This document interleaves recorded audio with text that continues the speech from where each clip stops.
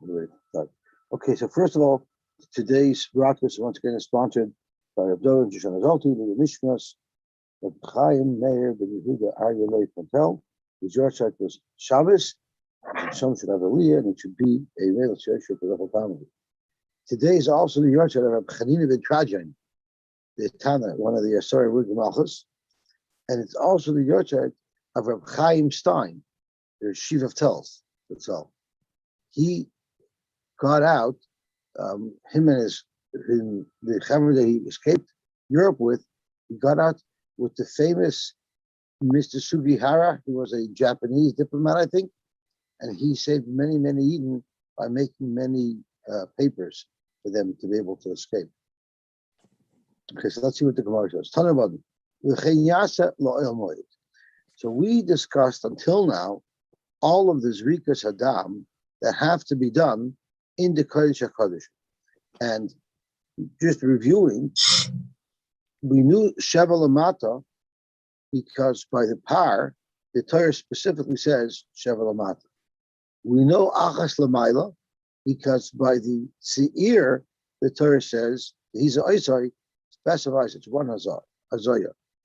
And the par learns the Echad Lamaila, the Achas Lamaila from Seir, and Seir learns the Sheva Lamata from par. So talking about the that's the same thing, the same system and order that you do in the Kodesh HaKodeshim. They make another set of zrikas from the Dama Par, the Dama Seir in the Heichel. Ma Tamad Loimer. Why does it have to say the Chen Yasal Oil Moed that's done there as well? Because Kashem Shemaza Lefnai Lefnim Kach Maza Beheichel. The same order of how you spritz Lefnai Lefnim, that's how you spritz in the Heichel. Lefnai Lefnim Achas Lamala V'Shav Lamata Midam Hapar. Just like you have to spritz Achas Lamayla V'Shav Lamata Midam Hapar, Kach Maza Beheichel. And Kashem Shalefnai Lefnim Achas Lamayla V'Shav Lamata Midam Seir Kach Maza Beheichel. You do the same thing in the Heichel with Dam Seir Achas Lamayla V'Shav Lamata. Then the Pasuk says, "Ashoich anitam b'shoich tamasa." The boys will rest with us, even though we're tamid. Filu b'shashem tameim shchina himad. Amar lamahu minu Reb Chanina. Amin u'talmida shel yeshe anoitri. The censors have taken it out. The many Gemaras say tzedoiki, but it's really amin. And he said, "Hashta bari tameim atim." Now you're for sure tamid, and the Rebbeinu Shalom rejects you and repels you. Doesn't want to be near you. Amar lay. So Rabbi Chanina answered back, you don't know what you're talking about. Ta'chazi, come look, maksiv behu. What does it say in the Torah about us? Ashoich anitam v'soichtem asam. Afilu b'zman shem tamein shchina shriya b'neihem. Even when we're tamei, it doesn't mean the Rebbeinu Shalom rejects us completely. He's still with us. And someone pointed out, good morning, Shmuel, welcome back. Also, Bishula is yes. Someone's pointed out that the Masa Bishula, the Pasuk and is talking about Dam Nida. And Anida, when someone's wife is Anida, they don't divorce them. They don't have the same intimacy that they're allowed to have when she's not Anida. But of course, they're still married, they're still connected. So that's the comparison. Even when the Klal Yisrael is Tomei, they're Tomei like a Nida, meaning the Rebbeinu Shalom Avad is a Shaykh to them. It's not on the same level, but it has a din of Tumas Nida. And the Orach Chaim HaKadosh even speaks out that the reason why we count Svira was 49 days from Pesach to Sukkot is because when HaKadosh Baruch Hu took us out of Mitzrayim, we were Tomei like a Nida. And he required Shiva Nekiyim, the 7 weeks of preparing for Kabbalah Satayr. Now, thank the Gemara Halmukas. We have a rule when it comes to Kachim that if you know that A has a certain halacha, because A learned the halacha from a different place, from B, through a Hekesh, A cannot transmit this same halacha to C or to D through a Hekesh. There's something that you only know by yourself with a hekesh, you cannot transmit to another parsha with a hekesh. So for the Gemara, let's think about it. How do we know that by the pa'ar they spritz achas l'mayla from a hekesh? How do you know that by the seir you spritz sheva l'mata in the kodesh HaKodeshim? Again, from a hekesh from par. Now we just learned that how do you know that in the heichal as well they spritz? It's a hekesh from l'fnai l'fnim to the heichal. So for the Gemara, v'chidavar halamid b'hekesh, chayzu malamid b'hekesh, v'anun zayin amar. If you only know that the seir has sheva lamata, and if you only know that the par has achas l'mayla in the base kodesh HaKodeshim through a hekesh, how could you pass that on to the zrikas in the heichal through a hekesh as well? That's one of the things that you cannot do by hekesh. And for the Gemara, it's not quite a textbook case of davar alamid b'hekesh, choshim alamid b'hekesh, because hi heimenu v'davar achu v'la have a hekesh. It's called heimenu v'davar acher, and it's not a hekesh. And what it means is as follows: the base halacha that by a seir there's a zrika l'mayla and a zrika l'mata, that's a mefurish by a seir. And the base halacha that by a par there's a zrika l'mayla and a zrika l'mata, that's also mefurish by par. The exact amount of the zrikas they learn one out of the other. But since the base halacha that each one of these par and seir have a zrikas l'mayla, now zrikas l'mata, since that's mefurish in the pasuk, that can be passed along to the heichal through a hekesh that they also have zrikas l'mayla l'mata, and the details of how many, that's not a problem. So that's the Gemara's first answer. Good morning, Victor. Good morning, Betsy. So that's the first Gemara's territory. It's not quite learning up a hekesh from a hekesh, because the base halacha is before the Torah that the par and the seir both need zrikas l'mayla and zrikas l'mata, and therefore it could be passed on to a hekesh. Zok Gemara, hanichal l'mandam alay hekesh. This exact case where the base halacha is known, and it's just the details that you learn from a hekesh, whether or not that could be passed on in a hekesh, that happens to be a machloikis in the Gemara's vach. Ella l'manda amar have a hekesh. According to the mandamar who holds that this is also a problem of passing on such a halacha to a hekesh, ma'ikla meimar. What are you going to argue? How could you explain? How could you take something you only learned from a hekesh and then pass it on through a second hekesh? I'm sorry? It's down. Zok to Gemara, Mekayrais who the Gomri me'atadim. Zok to Gemara, it's not the same hekesh. The hekesh, when the hekesh that we're learning the par from the seir, lagabe how many zerikas there are, that's a hekesh learning behemoths from each other. The seir has a hekesh to the par, and the par has a hekesh to the seir to teach each other how many zerikas there are. The hekesh that we're talking about is a hekesh from the heichal to the kodesh HaKodeshim. That's a completely different hekesh, and therefore it doesn't have this problem of mekaynos. Iba Yisema, or we can even provide a third teretz. Chutz mipnim bechadazim nagam. Let's think about it. To learn that the par needs sheva zrikos lamata from the kodesh HaKodeshim to the heichal is no problem, because by the par it says beferish that it requires 7 zrikas lamata. So once we learn with a hekesh the sheva zrikas lamata, we learn that from the kodesh kodeshim to the heichal.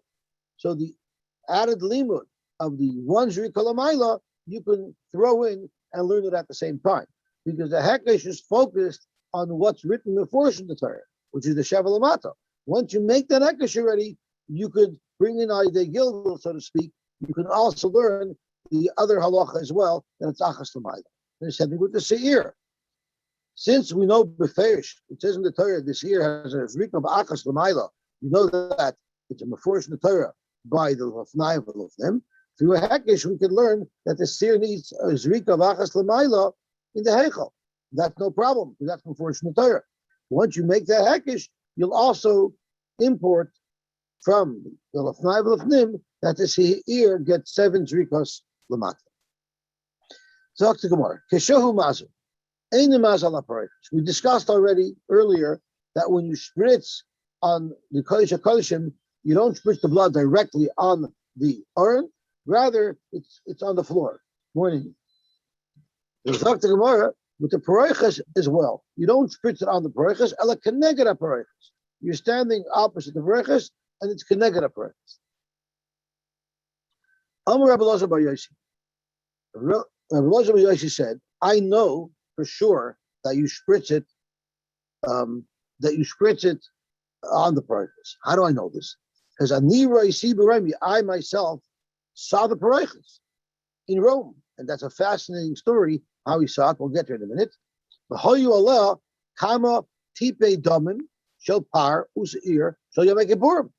saw the paroiches, and I saw the dam on it. So clearly, it must be that they did spritz directly on the paroiches. Correct the Gemara. How did Rabbi Elazar or Yosy, when he saw the paroiches and he saw droplets of blood on it, how did he know that the blood was from the par v'shir shal Yom Kippurim? There were other korbanos also that required a zrika on the paroiches. The dilma the par helim davar shel tzibur usiri avodah zarah hu dechaza. Maybe he didn't see the dam of the seir and the par of Yom Kippurim. Maybe it was the par helim davar shel tzibur or shir avodah zarah. Maybe it was a different type of korban. Dr. Gemara Davidi Kisidron. He saw it lined up 1, 2, 3, 4, 5, 6, 7. He saw that kematzlif pattern, and that's how he knew it must have been from the par and shir Yom Kippurim. So, what were the circumstances that brought Rabbi Elazar bar Yosy to see the paroiches? So, the Gemara brings down a fascinating story, and that is as follows: in Rome, there were often terrible gzeiros against Klal Yisrael. So Rabbi Elazar bar Yosy and other Tanoim would often go to intervene. We even learned a couple of days ago that somebody asked Rabbi Shimon ben Yochai in Rome, he asked him about, what was the shayla that we discussed with him over there a couple of days ago, if he learns, what was the shayla? It was a Nun Dalar base, remember? It was a Nun Gimel base. Nashim ben Cheresh, Asher Shimon ben Yochai, he wanted to know if the Aron was Gadol Bavel or if it was the Nignas. So it was not that uncommon for the Gedolei Olam to go and be mishtadel on behalf of Klal Yisrael. So they had this massive zer they had to deal with, and they tried different tricks. Finally, they needed something. They needed a nuclear option. So as they were coming towards the city, they met a certain shade. Rashi says what the name of the shade is. Rashi says the name of the shade was Ben Talmion. So they met this shade, and he told them, if you need help in saving the Jews, I'm willing to help. So they said, sure. So he said, what I'll do is I'll go and possess the daughter of the king, and then she'll have like a dibuk in her, and the king will freak out because he'll have no way to heal this girl, and any professional that he calls from his Roman talent will not be able to solve the problem. And you'll come along and you'll say, I can fix it. And then you'll tell me, okay, now leave, and I'll leave her body, and it'll look like you saved the king's daughter, and then you'll be in a very good position vis-a-vis the king, and you'll be able to be poyalois that he should back the Xeris, the back off of the Xeris. That's exactly what happened. And the king told Rabbi Elazar bar Yosy, you know what I'm going to do to pay you back for saving my daughter? Here's the key to my vaults. You can go into my vaults and you can take whatever you want. So what did they take? What did Rabbi Elazar bar Yosy take? He wasn't interested in riches. He wasn't interested in gold and silver. He found all of the Xeris that were written. I guess they were written on a paper, and he tore them up, which had the effect of nullifying all those gzeres. While he was there looking through the stuff to find the gzeres that he wanted to tear up, he saw Kalim and a Beis Hamikdash. And one of the things that he saw there was the paroiches. And that's why he was able to describe what the paroiches looked like. How far was Babel from Rome? Yeah. I think there's obviously what They must have went by ship or something. I think so. Like there's a pretty big time delay. When time Sarah came out, it was almost like a. Yeah, but it takes time for it to get there as well. Everything took time in those days. So everything took a long time. It took about 10 years. The horses didn't come close to an email. Yeah, the Roman roads, they were pretty sophisticated. Yosy, Yes. I happened to read Josephus on this matter, and he describes them taking all the artifacts out of Yerushalayim from the Beis Hamikdash, and it was brought to Alexandria by boat, and then from Alexandria up to Rome. And that's not a straight way. I know. Don't ask me why. He doesn't explain that. So Could because the mileage ticket that he had went through connecting Rome. So in Rome, they displayed it in two places. They were very proud of their victory over Judea, so to speak, and they displayed all the artifacts of the Beis Hamikdash either in the palaces, and they built a museum called the Forum of Peace, and that museum was a public space. People went to see the artifacts of the Churban. So he wasn't the only one to see. There was another story where they saw the tzitz. Tana saw the tzitz. The tzitz was in that, and there was another keli was in that group of kelim that they took. Right, because there's a machlokas. There's a machlokas what it says on the tzitz, Kodesh Lashem, or how one line, two lines. Right. So this is where they saw it in the Forum of Peace or in the palaces. It was on display. Palatine Hill, it's called. It's funny. I just saw this last night on Wikipedia because Pinchas Yosef Mund sent me a link to Wikipedia. So I told him, so it must be in Rome. He said no, because about 500 years later, the barbarians. It was called the sacking of Rome. Yeah. The sacking of Rome, and they wiped out Rome, and that's when they took everything. So he says, for all you know, they melted down the gold of the menorah just to have gold, because they destroyed everything. These barbarians, mamish, they were like Black Lives Matter. Okay, now I'm getting thrown off of YouTube. They were like Black Lives Matter, and they ripped down statues and busted Rome to pieces. So because of that, we no longer have any type of idea of where all these treasures are. But David, there's something unique about the Beloza, because he was the one and only that was able to visit and see these things and actually take them home. And he chose not to. He chose to take something more valuable for himself. Sorry, what did he say? Well, he said Yosy could have taken all this home, but instead he just ripped up the Xeris. Yeah. Where would he take it? I don't think they would allow him to take it. No, that's what they did. The king let him come into his treasury and take it out. That's what he said. Yeah. It was like when you win a Chinese auction and you get 5 minutes in a grocery store to fill up your cart with whatever you want. So he couldn't take anything. He only had a certain amount of time that he could spend there. You know? Now this Barachas was from the Churban by Rishon, I assume. No? Shani. No, it's from the Shani.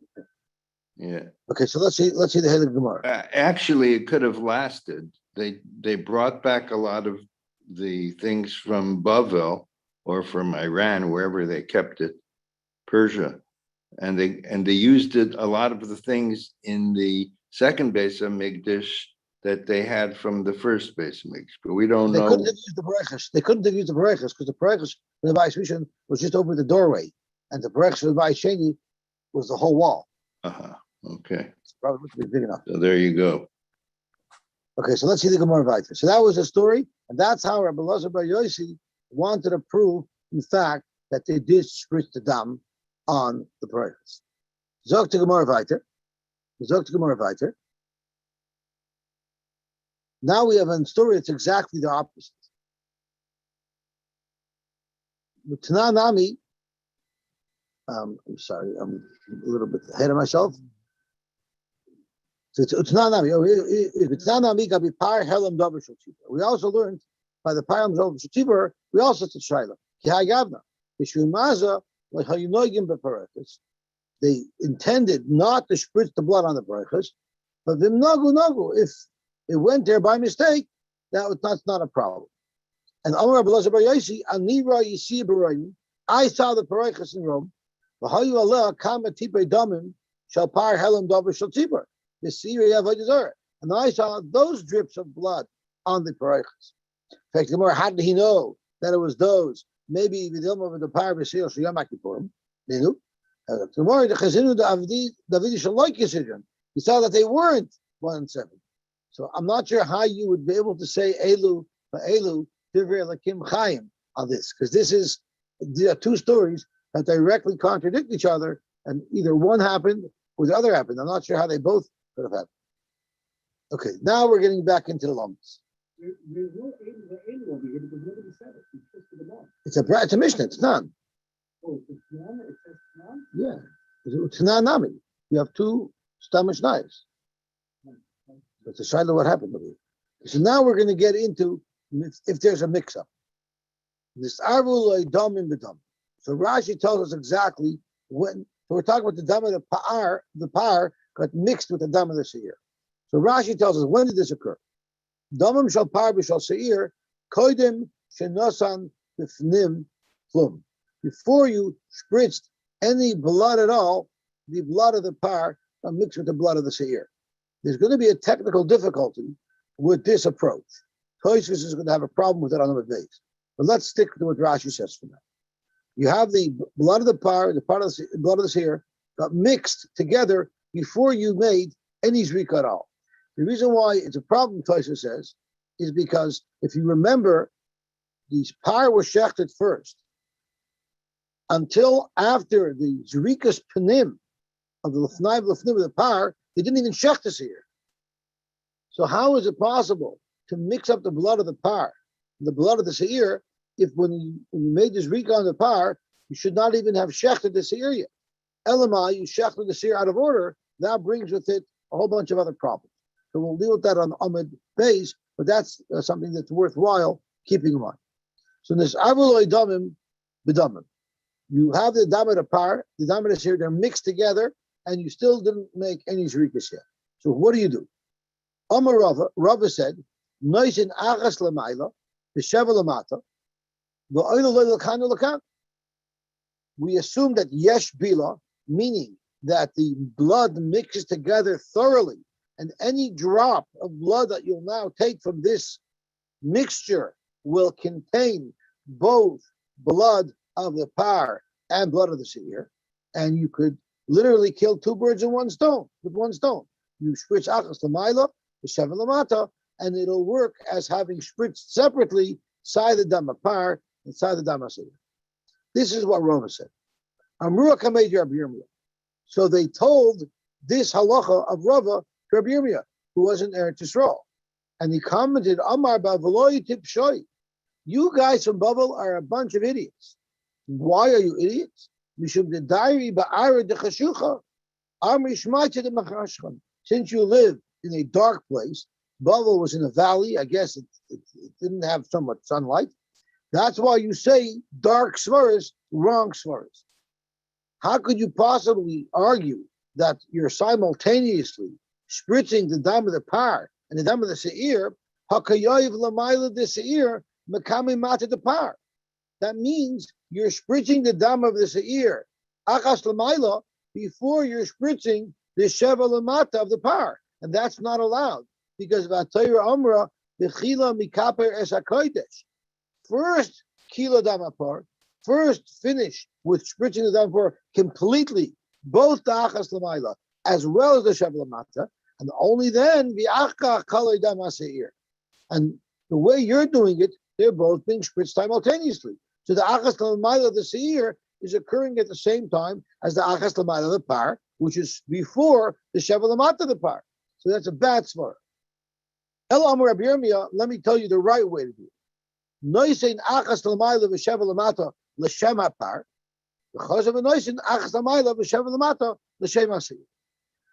There's a couple of things we have to iron out. The first thing we have to iron out is it's known that Torah was very stark in Babel. I can say Babel to Psoi. So there were actually different kufas. There were times where the Torah was stronger in Eretz Yisrael, and there was times where the Torah was stronger in Babel. Clearly, at the time of Rabbi Yirmiyah and Rava, the Torah was stronger in Eretz Yisrael. Probably the bad answer, probably the bad answer is that Rava, Yirmiyah is talking to Rava. Right. I thought Rava was a big topic and a big going and a big everything. What was doubling picture? You think Rabbi Yirmiyah was talking to Rifras? Rabbi Yirmiyah meant the voice of Troy. He meant the Talmid Chacham of Babel. Your answer couldn't work. Uh-huh. No, yeah, it was at a time where there was Choshech in Babel. But Yirmiyah got it and answered it. But Rava was still alive. And I understand that. How could it be at the time? Rabbi Yirmiyah saying even in Rava's times, it was even at that time with Rava. Yeah, that's right. That's right. The other problem is, what was Rabbi Yirmiyah's terms? When you spritz achas l'mayla b'sheva l'mata, you do it l'shem apar. But l'maisa, you're spritzing dam asir, right? So now it has a shaila if you say mitzvahs trichas kavanah or not. So there are some Rishonim who will answer that even if you hold that mitzvahs ain't trichas kavanah, even if you hold that, then it's a machlokes. We paskin by the Raisa trichas kavanah, by the Rav ain't trichas kavanah. But even if you hold the mitzvahs ain't trichas kavanah, if you have kavanah v'dafka not to be yaitzer, then you won't be yaitzer. So therefore, when you spritz the dam for the par, you have specific in mind l'shem apar, in other words, not l'shem asir, and therefore it won't be considered as rika l'shem asir. That was one shot. Other Rishonim will learn that since it's at the wrong time, if it's at the wrong time, then you don't say you're mekayim mitzvah. If you're going to shake lulav on Purim, you don't say you're mekayim mitzvah because it's at the wrong time. And that also answers a different shaila, is why isn't this considered Bal Tosef? Because you end up spritzing both the dam apar and the dam that's here twice. So why isn't it Bal Tosef? So most Rishonim learn that whenever you have a suffix, and that's why you're doing it, you're not over Bal Tosef. And for that reason, people who sit in the sukkah on Shmini Atzeres, it's only a suffix, but it's not considered Bal Tosef, because when you need to do it because of a suffix, then avad it's not considered Bal Tosef. We shake lulav an extra day. We keep Yom Tov Sheni. We do many things with Torah suffix that are not over Bal Tosef. But I also say that there's another reason why we're not over Bal Tosef. Because when Chazal dictates something, that's not Bal Tosef. So nowadays, it's not even a suffix. If Yom Tov Sheni is really Yom Tov, we know it's not. But since Chazal dictates it, that won't either be considered Bal Tosef. There's actually a lot of shilas related to mezuzah. What if you have a mezuzah and you don't know if it's kosher? You don't know if it's kosher, and it's in a difficult spot. You can't get it down, so you just want to put up a second mezuzah. Or what if you have a mezuzah and you're not sure how to assess your door? Am I coming in this way and the right side is here, or is the main way the other way and the right side's there? And you have a subject where to put it. You're allowed to put two. So Rav Moshe speaks about the doorway that you're not sure which way to put it. You should have, yeah. You put one of these sides. Rav Moshe should have put a mezuzah there at all. Rav Moshe says over there. A doorway that has a suffix that way should not have a mezuzah. That's right. You shouldn't put two up. But in the case of mezuzah, you're not sure if it's possible. I don't remember what he passed, but these are all shilas of whether or not they would be Bal Tosef. Okay, so Zok to Gemara Vayter. That was his suggestion. Frek to Gemara, how about, let's up the ante, let's make this shaila a little bit more complicated. So Rashi explains that what happened is so you spritzed achas l'mayla, you're still in the middle of this reek of the par, and at that point, the dam of the par got mixed in to the dam of the seir. What happens then? So far, if Papa made the Rava, if Papa heard this shaila, and he wanted to suggest to Rava Lememar that noisin shevel amata l'shem par u'l'shem seir, the shevel amata that you'll do now with the mixed blood, you should have in mind sai for the par, sai from the seir, the chayzev and noisin achas l'mayla l'shem seir, and then you'll just make one more nesinas dam of achas l'mayla l'shem seir. Amalei Rava said we just got scrapped that from Rabbi Yirmiyah ad hashta korulon tipshoi. For my last suggestion, they called me a tippish. If I suggest what you just said, Rav Papa, Rabbi Yirmiyah, he's going to kill me. The hashta, he's going to call me tipshoi. Why? They come like a marine in lahu. I already told you how you're supposed to approach it. But like me, it's not going in. So there's no way we could suggest that would be the right approach. The way you're suggesting, Papa, you're spritzing the shevel amat of the seir before the achas lamayla. But Torah Amra, the Torah says specifically not like that. Ten lamayla v'achagach lamata. So we're not going to suggest that way. Ella Amar Rava, let me tell you what the right way to do it. Now that I've been enlightened by the Chacham of Eretz Rabbi Yirmiyah, and what you do is noisin shevel amata l'shem par. And have in mind after not to be yoitza for the seir. The chayzev and noisein achas lamayla v'shevel lamata l'shem seir only, which is consistent with the same approach that was given when the dam got mixed up even before anything got mixed. Now, frankly, more another case. What happens if it's nisarvuloi kaisais b'kaisais? If you have the two kaisais and you mixed up which is which. So frek the bach right away, didn't we say that the blood of the dam, the blood of the seir and the blood of the par look differently? Af al pi sheyesh heker b'dam, zok the bach, mikom okaim, mishum chol sheda kain god lav at the toy, could be some daf involved. We learned earlier that under certain situations, the coin will get mixed up. You have to understand, the coin has these shilas, he's inside the heichal. He can't come out to ask. He has no one there. He's got to make these split-second decisions. He's got to figure out what to do. You know, Reb Moshe Feinstein once said that to be a Rav in America, you don't really need to know anything. All you need to have is my phone number. Because anyway, everyone calls me with their shilas. So the only halachas that a Rav needs to know to be a Rav in America is he has to know Hilchos Shabbos. Because even if he would be Moyer Heter to call me on Shabbos, I wouldn't answer. So that he has to know by himself, and he has to know Hilchos Kriya Sefer Torah, because like smack in the middle of the Sefer Torah, he can't go run out to the phone. But besides, they can rely on him. But here the Kohen was flying solo, so he had to have all these decisions. So this. I mean, that's complaining to Moshe. He said to Moshe, it's your fault that the Hebrew are good in Toronto don't have a role. Really? Yeah. When Yaakov Hirschman told me this, he told me this by Kleiner, by David Kleiner. Pardon? And Moshe said, "What? My fault? What's my fault? What's my problem? What I do wrong?" Yeah, what I do? So Yaakov says, because they call you up, and when I tell them to get a rov, right? They say, "How can we get a bigger rov than Moshe?" So Moshe said, "So what should I do?" He said, "Don't answer the phone, even during the week. You tell them that they have to get a rov." That's what happened. I know that Russia was not something you do. My father was very In a row. involved in the do. Every time he came to Toronto, he always went to Clinton Park. He never done it. So like these weeks now, he wouldn't come because we don't have a Rav now. Because the Rav's in Europe. Yeah, he set up the recruitment. Yeah. And when the 1981, when the Rav came in November 81, they put it in town with that service because. So the special came to Avera. They came to bring Salvage House on Drive the Friday after. They brought Rabbi Louis to introduce it to him. Now that we have a Rav, now he's done nothing good. The thing is that he died like just 5 years later. Wow. Okay, we have a Rav now. So this like kaisais b'kaisais. What if the kaisais got mixed? So you don't know which is the dama par and which is the dama seir. So zokt, Gemara, what do you do?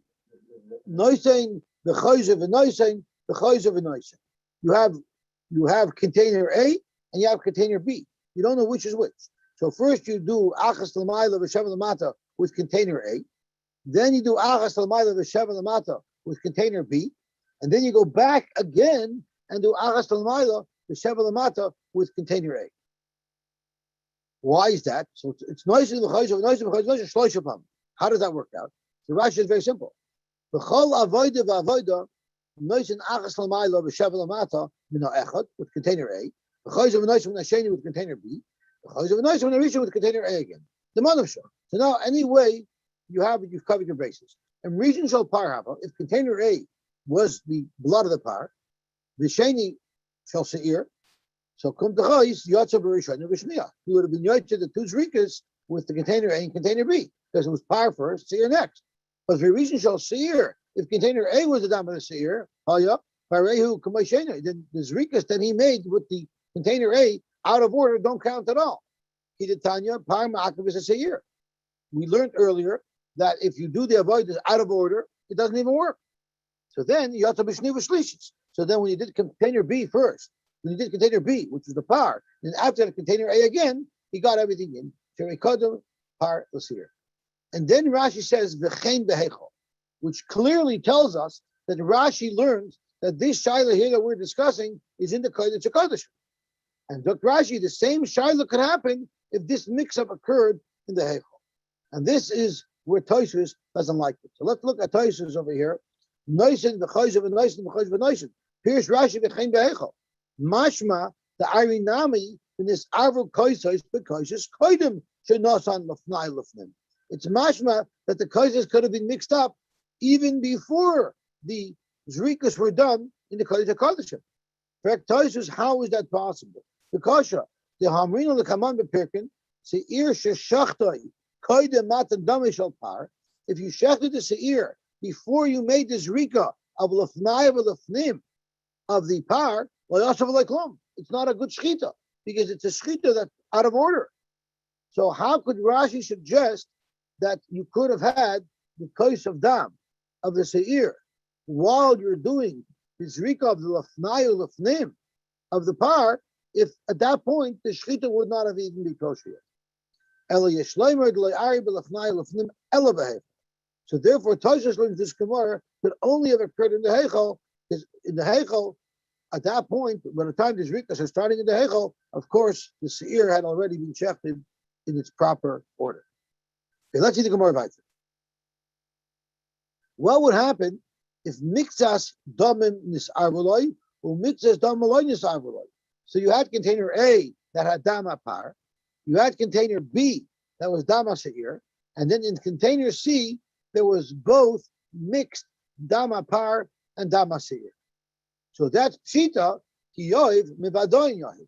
When you spritz the dama par, you use container A because you know that it has in it exclusively dama par. And when you are trying to spritz the dama seir, you'll spritz from container B, which you also know is exclusively dama seir, but you won't use the mixed. The shaila is not where you spritz from. The shaila is what do you do with this remaining blood? Hanach shirayim havu uli yesoid azli. We know that the shiyarei hadam, the dam that's left over from the zrika, has to be poured on the Yisrael Mizbeach. So do you say this has a din of shirayim? Because Lamaisa, you spritzed a representation of this blood because you spritzed the dam apar and the dam seir. Or you say that these were pushed away because they could never have been spritzed, so they're not anymore shirayim of the blood that could have been spritzed. And you just pour it out in the disposal channel. That was a strike. So Omar Papa, afilu leman da Omar, kois echad, kois chaver shirayim. What would be the halacha if on a regular carbon, instead of capturing all the blood in one mizrach, he had 3 or 4 kalim that he used to fill up with blood? Now, when he actually did this rika, he only used one of these kalim. So there's a machlokes if those other kalim that hold blood become shirayim, or if they're considered hutcha.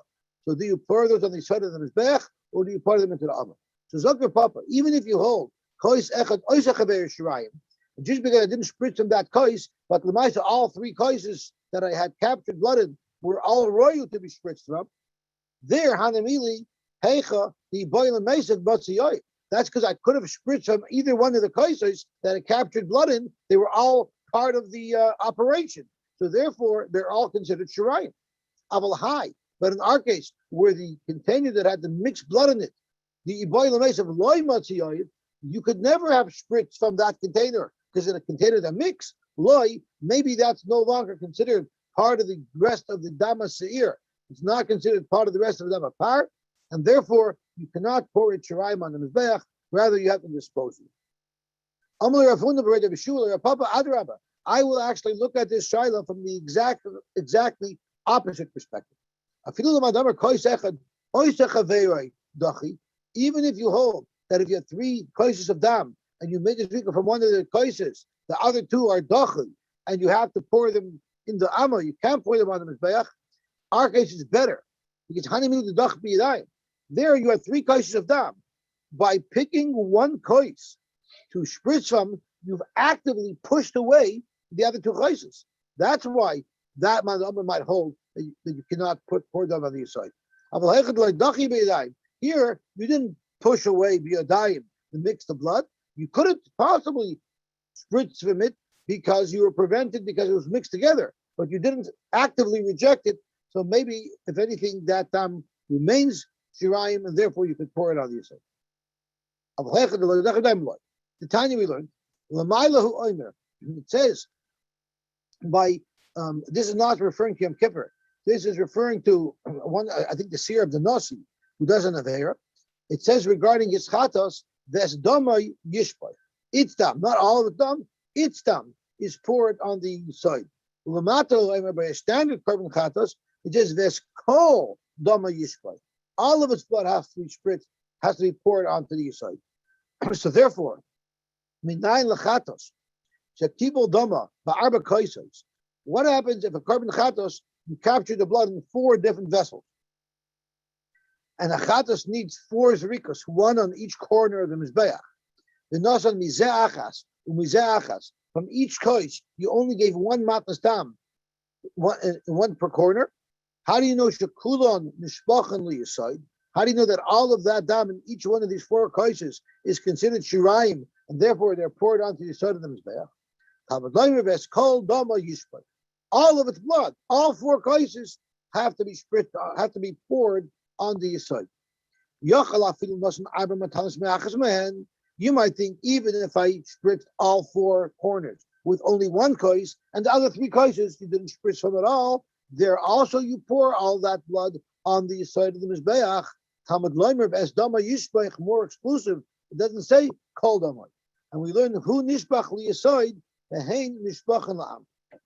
Only the kais which we use to make the zrikas from, the leftovers of that kais get poured onto the side, but the other 3 kaises get poured onto the am, which is basically the disposal channel.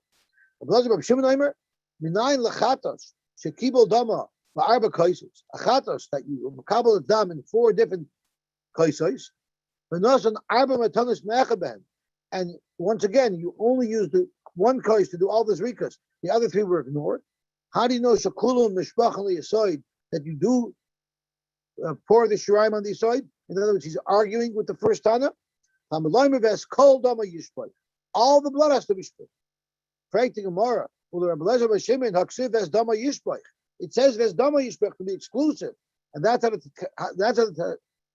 the Tanakama knew that you don't pour the 3 abandoned kaises on the side. You pour it into the Amma. What does Rabbi Les do with that pasuk? The dam that you don't pour down the side, you pour it in the Amma, is not dam that you captured in the kais. If you captured it in the kais, even if you didn't spritz from it, you still consider it shirayim, you pour it on the side. But if there's blood left on the neck of the animal that you weren't makabel and keli at all, that dam you just pour down the Amma, that's not considered shirayim. See what time is it? Oh, we have another sugya to tackle. Okay, we're not going to be able to tackle the sugya, but we'll talk about the yisodis of the sugya. There's a very famous machlokes between Rabbi Yosy and Rabbi Yonasan, and it says in the pasuk, we're going to learn Rashi over here. Rashi The Amar Alpha Gav Lakshav Yachtav. It says in the pasuk, Ish Asher Yekalel Es Aviv Es Imoy. So he's Chayiv Misa. So the Gemara in Sanhedrin says, Ainli Ela Aviv Ve'Imoy. I would only know that he's Chayiv Misa if he cursed both his father and mother together, because it says Asher Yekalel Es Aviv Es Imoy. How do you know Aviv below Imoy or Imoy below Aviv Minayim? How do you know that the pasuk also means to give someone Misa if he curses only his father or only his mother?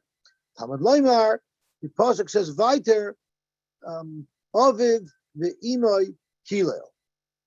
We change the gears. So in the first expression in the pasuk, it says Asher Yekalel Es Aviv Es Imoy. So the Aviv is closer to the word Yekalel, but at the end of the pasuk it says Aviv ve'Imoy Kilel, which means the mother is closer to the word Klala. And from there we know that even if you curse each one individually, it will still create a chiv mesa. Rabbi Yosy. Rabbi Yosy says the default of when the Torah presents a list, the default is they got to be both together, and you need a special pasuk to tell you that each one individually will also trigger that item. Like Rabbi Yonasan says, no, the default tells you each one individually. Rabbi Yonasan Omer, mashma shneim ke'echad, u'mashma kol echad ve'echad ve'atzmai.